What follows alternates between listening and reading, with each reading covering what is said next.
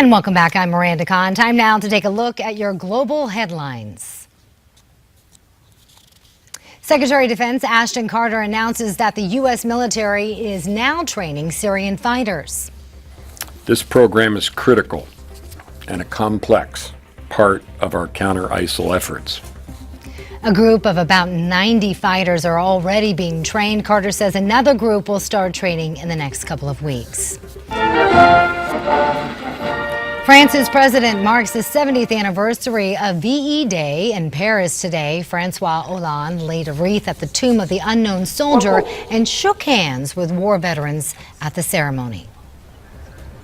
Over now to Russia. Former Soviet dictator Joseph Stalin reappears in the streets of St. Petersburg, plastered along the side of a bus. The wartime commander's image strolled through town as campaigners gathered to celebrate World War II victories. Men in Soviet uniforms handed out 1945 editions of the communist newspaper Pravda.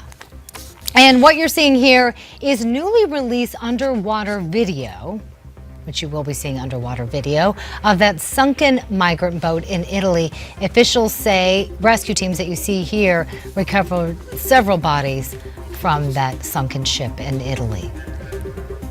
And Chinese banks are apparently playing a key role in the nearly $2 trillion worldwide counterfeiting industry. The banks admit that counterfeiters have accounts with them, but refuse to comply with U.S. court orders to freeze those accounts. All right, now we're going to turn our attention to The Wire, which is a segment based on our parent website, Newsmax.com, and some of the hottest stories now getting the most traffic on the internet. It's always tough, always a tough job to sing the national anthem before a sporting event, and everyone can be critical of singer Jamie Foxx. He's finding that out the hard way. He recently went on Ellen, though, to explain his performance. My inner ears were out, and I'm singing with an organ, so I can't hear what the organ is doing with the big crowd. So some of it was a little off, but I think they were a little in the arena. It killed. Whatever he said. That was during the Manny-Pacquiao fight. Fox said he didn't learn about the firestorm caused by his performance until he went on the internet. Fox says, quote, "I think a little bit was just people wanting to have something to talk about." But in typical Jamie Foxx fashion, he says everything was cool. From performances now being banned to performances everyone loves. This is Jimmy Fallon and Jack Black recreating a short music video cover of that popular 1990s song More Than Words from Extreme. It premiered Monday night on The Tonight Show. That clip on Fallon's YouTube page got 3 million views in just 2 days. Oh, Jack Black. Well, it's called The Price is Right, but the prize was not right in this case. Take a look at what happened when a wheelchair-bound Danielle Perez gets to play on the popular game show. George, what do we got for? Couple of prizes, Danielle. We've got a treadmill and a new sauna. Oh, these are really nice. Poor Danielle. You would have think that the folks at The Price is Right would have some sort of backup stage to prep for this. Obviously, Danielle can't use the treadmill because she's wheelchair bound. You can tell from the audience, though, they thought it was a little bit awkward as well. She took it all in stride, though, even laughed about it on Twitter, posting this quote, "When you win a treadmill on national TV, but you have no feet." That moment, there you see it on her face.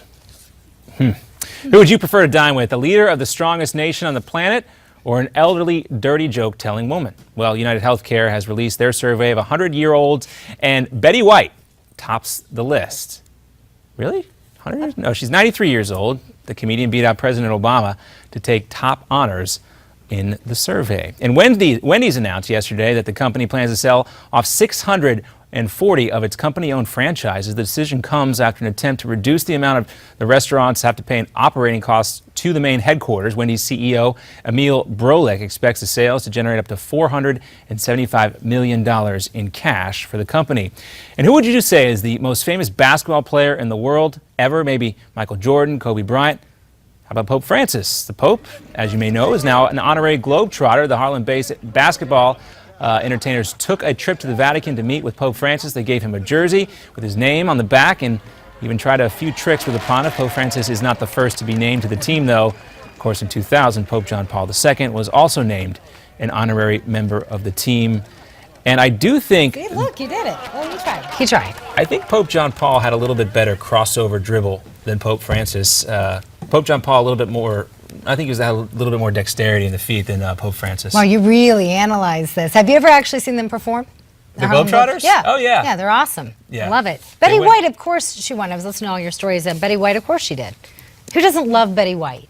Name one person who doesn't love Betty White. mean- If you do, She's awesome. I tell my mom all the time I want to adopt her.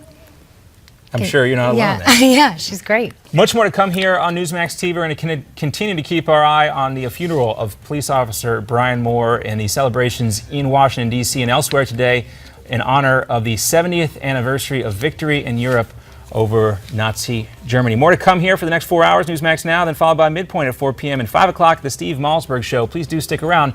Much more to come here on Newsmax TV.